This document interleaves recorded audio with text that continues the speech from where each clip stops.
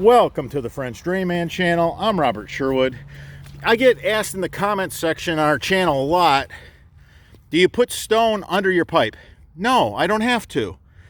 And this comes up all the time, so I'm just going to do a short video on it.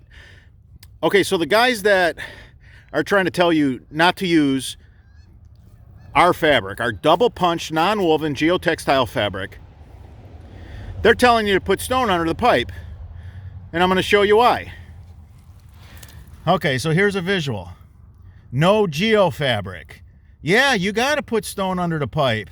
Otherwise, the pipe, when it sinks into the clay, into the mud, I mean, you got a water problem, so the subsoil gets saturated during the spring and fall, the rainy season. Okay, this is the reality. If you don't use a non-woven geotextile fabric soil separator from your French drain that is punched twice like ours for increased flow rating so you don't have issues, this is what happens. This is what they're not telling you.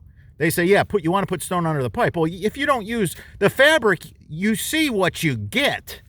So we're able to put our pipe right down on the fabric that mud during the rainy season doesn't end up filling the void of your pipe, the void which moves the water, the void between your stone, that void which moves water.